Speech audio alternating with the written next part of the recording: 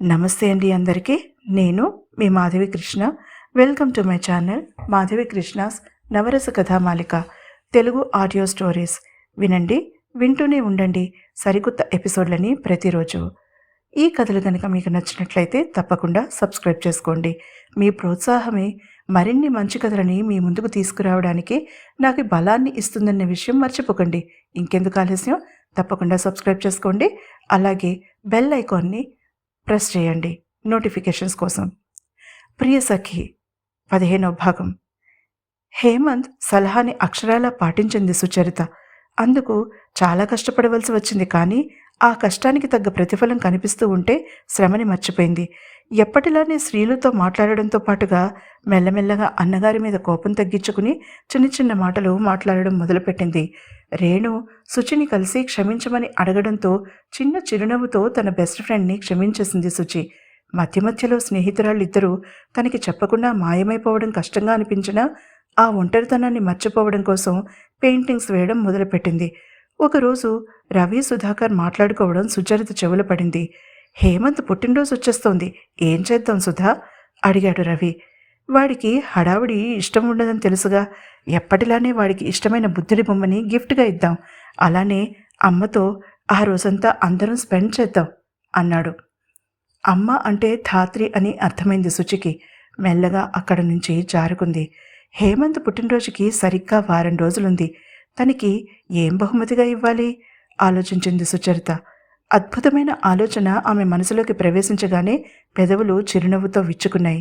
వెంటనే అమలులో పెట్టింది తన ప్లాన్ని. ఈ మధ్య శుచి మరిని పట్టించుకోవడం లేదని అనిపించడం లేదా రేణు నీకు? ఒక సాయంత్రం శ్రీలు రేణు ఇంట్లో కూర్చుని ఆలూ బజ్జీ నములుతూ అడిగింది. నిజమే, కానీ అది నీకు కూడా వర్తిస్తుందేమో? శ్రీలు వైపు చూసి తమాషాగా కనుబొమ్మలు ఎగరేస్తూ అడిగింది రేణు. షేంబువు బుగ్గల నిండా బజ్జీ ఉండడంతో శ్రీలు అన్న మాట సరిగ్గా అర్థం కాని రేణు కనుబొమ్మల పైకెత్తి చూసి కళ్ళతో సైగ చేసింది రిపీట్ చేయమన్నట్టుగా. సేమ్ టు యూ అన్నాను. మంచినీళ్ళతో మరొక 2 బజ్జీలని పొట్టలోకి పోనిచ్చాక రిపీట్ చేసింది శ్రీలు. What you mean? లేని కోపం నటిస్తూ అడిగింది రేణు. కోప్పడితే నిజాలు బయటకు పడకుండా ఉంటాయా? శ్రీలు తనేమీ తక్కువ తినలేదన్నట్టుగా మరొక 2 బజ్జీలతో తన ప్లేట్ నింపుకుని అనేసింది కోపంగా. ఇద్దరూ కొద్దిసేపు వాదించుకుని గొడవపడి తర్వాత సైలెంట్ అయిపోయారు. సరిగ్గా అప్పుడే శ్రీలు ఫోన్ మోగింది. ఆమె కంగారుగా ఫోన్ లిఫ్ట్ చేసి హలో అనేలోపుగా అటు నుంచి వినిపించింది రవి కంఠం. హలో బంగారం అంటూ. రేణు నోరు వెళ్ళబెట్టి చూస్తూ ఉండగా శ్రీలక్ష్మి అందంగా సిగ్గుపడుతూ చెప్పు సింగారం అంది. 2 నిమిషాలు మాట్లాడాక కాల్ కట్ చేసింది శ్రీలు.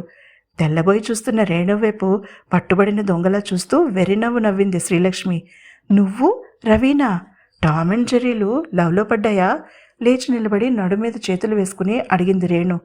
అంటే అది అని శ్రీలు ఇంకా ఏదో అనబోతూ ఉండగా రేణు మొబైల్ మోగింది. శ్రీలు చూస్తూ ఉండగానే రేణు సూపర్ ఫాస్ట్గా ఫోన్ని ఆన్సర్ చేసేసింది. ఒక్క రింగ్ అయినా పూర్తిగా రాకుండానే అంత ఆతృతగా ఎవరి కాల్ కోసం చూస్తోందబ్బా అనుకుంటూనే శ్రీలు చెవులు రిక్కించి వినడం మొదలుపెట్టింది. ఆ నిశ్శబ్దంలో అటు నుంచి కంగుమంటూ వినిపించింది సుధాకర్ కంఠం. హాయ్ రేణు బేబీ అంటూ. అంది గోముగా రేణు. దీని వయ్యారం పిల్లి మొగ్గలయ్యా అనుకుంది శ్రీలు ముక్కు మీద వేలేసుకుని. సరిగ్గా 5 నిమిషాలు ఫోన్లో గుసగుసలాడాక ఒక ముద్దుతో ఫోన్ ముగించి ఇటు తిరిగిన రేణు ఉలిక్కి పడింది. తన వెనకే నిలబడి నడుం మీద ఒక చెయ్యి వేసుకుని మరొక చేత్తో బజ్జీని నోటి దగ్గరికి చేర్చుకుని సున్నితంగా కొరుకుతూ ఫుడ్ ట్యాపింగ్ చేస్తూ నిలబడింది ముద్దుగా బొద్దుగా ఉండే శ్రీలక్ష్మి. ఆమె పర్సనాలిటీకి తగ్గట్టుగా పెద్ద పెద్ద పువ్వుల ప్రింట్ ఉన్న ఫ్రాక్స్ మాత్రమే వేసుకుంటుంది. వినేశావా? తడారిపోయిన పెదాలని తడుపుకుంటూ అడిగింది రేణు పక్కచూపులు చూస్తూ. మొత్తం ముద్దుతో సహా కళ్ళు చక్రాల్లా తిప్పుతూ బ్లాక్మెయిల్ చేస్తున్నట్టుగా అంది శ్రీలు. అది సుధాకర్ నేను ఆ రాత్రి అంటూ తడబడిపోయింది రేణు. రాత్రా? ఏ రాత్రి అంటూనే బజ్జీ గొంతులో ఇరుక్కుపోయినంత పనై దగ్గేస్తూ మధ్య మధ్యలోనే రేణు దగ్గర నుంచి ఇన్ఫర్మేషన్ లాగడానికి ట్రై చేస్తూ బాటిల్లో నీళ్లు ఖాళీ చేసేసింది శ్రీలు. రేణు మాట్లాడలేదు. శ్రీలు వెన్ను రాస్తూ నిలబడిపోయింది. నువ్వు అలాంటి షాక్లు ఇస్తే ఎలానే రేణు? రాత్రి అంటావు, ఫోన్లో ముద్దులిచ్చేస్తున్నావు, నా గుండె ఆగినంత పనైపోయింది. కొంతసేపటికి సర్దుకుని చెప్పింది శ్రీలు. అబ్బా, శుచి అన్నట్టు నీకన్నిటికీ తొందరేనే శ్రీలు, పూర్తిగా చెప్పేది వినవు అంటూనే మాటలాపేసింది. ఇద్దరూ ఒకరి మొహం ఒకరు చూసుకున్నారు. శుచి! ఇద్దరూ ఒకేసారి అరిచారు తేలుకుట్టినట్టు. తామిద్దరూ తమ తమ ప్రేమలో మునిగిపోయి తమ ప్రాణ స్నేహితురాలని ఒంటరిగా వదిలేశారని అప్పటికి గ్రహింపుకొచ్చింది వాళ్ళకి. హేమంత్ శుచి చేత వేయించిన బాణం సూటిగా వెళ్ళి టార్గెట్కి తగిలింది. ఆ రోజు శ్రీలు శుచి ఇంటికి వెళ్లేసరికి ఆమె ఇంట్లో లేదని తెలిసింది. ఎక్కడికి వెళ్ళిందో సరిగ్గా చెప్పలేకపోయారు. బామ్మగారు ఇంట్లో లేదు, ఫ్యాక్టరీకి వెళ్ళింది. రేణు 1 కిలోమీటర్ దూరంలో ఒక రెస్టారెంట్లో వెయిట్ చేస్తోంది. చేసేది లేక కాళ్ళు ఈడ్చుకుంటూ రేణు దగ్గరికి తిరిగి వచ్చింది శ్రీలు. ఇద్దరూ ఆలోచిస్తూ చాలాసేపు అక్కడే కూర్చుండిపోయారు. శుచికి ఇక్కడ అంత పనేం ఉండి ఉంటుంది, తనకెప్పుడూ ఒంటరిగా వెళ్ళే అలవాటు లేదు కదా, సాలోచనగా అంది శ్రీలు. అదే నేను ఆలోచిస్తున్నా. మరొక నెల్లాళ్లలో కాలేజీ స్టార్ట్ అవుతుంది. ఈ లోపుగా ఇక్కడ తను ఏం చేస్తూ ఉంటుందంటావు? రేణు తిరిగి శ్రీలుని అడిగింది. ఇద్దరూ చాలాసేపు ఏవేవో ఆలోచనలు చేస్తూనే ఉన్నారు.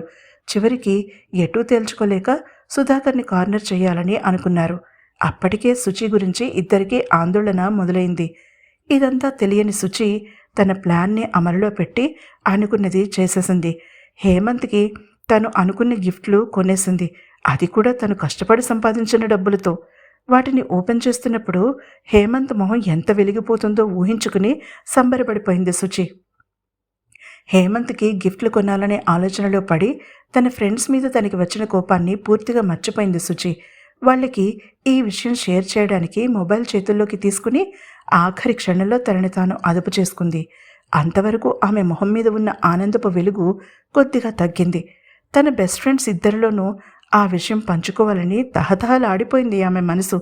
కానీ హేమంత్ చెప్పిన విషయం గుర్తు రావడంతో తన మనసును అదుపు చేసుకుంది. తన ఫ్రెండ్స్ ఇద్దరూ తన కోసం వర్రీ అవుతూ సుధాకర్ని కార్నర్ చేశారనే విషయం తెలియదు ఆమెకి. హుషారుగా ఇంటికి వచ్చి గిఫ్ట్లని జాగ్రత్తగా షెల్ఫ్లో తన బట్టల మధ్యలో దాచింది. ఆ సాయంత్రం హేమంత్ తనని దింపి వెళ్ళాక మళ్ళీ అతన్ని కలవడానికి అవ్వలేదు. కనీసం ఫోన్ కూడా చేసుకోలేదు ఇద్దరు. వారం రోజులు దాటిపోవడంతో తన రూమ్ లోపల నుంచి లాక్ చేసి వచ్చి బెడ్ మీద కూర్చుని హేమంత్కి కాల్ చేసింది. ఈసారి 4-5 రింగ్స్ పూర్తయ్యాక కానీ ఆన్సర్ చేయలేదు అతను. సుచరిత! అటు నుంచి డీప్గా హస్కీగా వినిపించింది తన పేరు. అతను తన పక్కనే కూర్చుని చెవికి తన పెదవులు ఆనించి మాట్లాడుతున్నట్టుగా ఫీల్ అయ్యింది. హేమంత్! గొంతు తగ్గించి మాట్లాడుతున్న ఆమె కంఠం అతన్ని ఎంతలా గిలిగింతలు పెట్టిందో శుచి ఊహకి కూడా అందదు. చెప్పు శుచి, ఎలా ఉన్నావు? అడిగాడు. వెనకాల గొడవగా ఉంది. అతను ఎక్కడో బయటకొచ్చాడని అర్థమైంది ఆమెకి. బాగానే ఉన్నాను, నువ్వెలా ఉన్నావు? అడిగింది. తనకి తెలియకుండానే బెడ్ మీద వాలి సీలింగ్ వైపు చూస్తూ అడిగింది. ఐఎమ్ ఫైన్, కట్టు విప్పారు.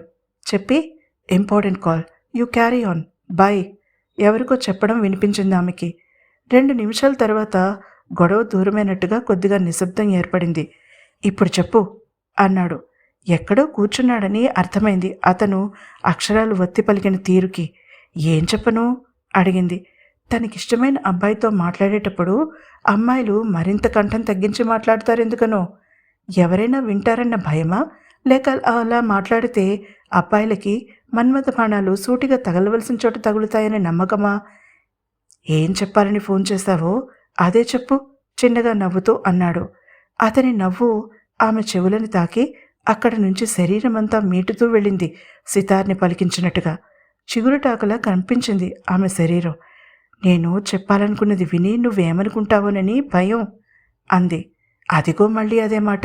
నువ్వు చెప్పాలనుకున్నది నిస్సంకోచంగా చెప్పు శుచి, మార్దవంగా అన్నాడు. ఐ మిస్డ్ యూ చెప్పేసింది మనసులో మాట. అటు నుంచి కొన్ని క్షణాల నిశ్శబ్దం. హలో, ఉన్నావా? అడిగింది సందేహంగా. కాల్ కట్ చేశాడేమోనని అనుమానం వచ్చింది ఆమెకి. I missed you too. Hemant కంఠం అటు నుంచి వినిపించింది. ఆనందంతో కొన్ని క్షణాలు మాట రాలేదామెకి. ఇంతలో బయట అడుగుల శబ్దం వినిపించడంతో వేగంగా బెడ్ మీద నుంచి లేచి వెళ్ళి లైట్ ఆఫ్ చేసి బెడ్ ల్యాంప్ వేసి తిరిగి వచ్చి బెడ్ మీద వాలింది. మామొచ్చారా? అడిగాడు నవ్వుతూ. నీకెలా తెలుసు? మరింతగా కంఠం తగ్గించి అడిగింది. రూమ్లో ఎలకలా పరుగు పెడుతున్నావుగా చెప్పాడు. ఆహా, నువ్వు చూసావా? కవ్వింపుగా అడిగింది. ఊహు, విన్నాను చెప్పాడు. అదెలా? ఆశ్చర్యంగా అడిగింది. హేమంత్ కొంటి సమాధానం ఏమై ఉంటుందో తెలుసుకోవాలంటే తప్పకుండా తర్వాత ఎపిసోడ్ని వినండి.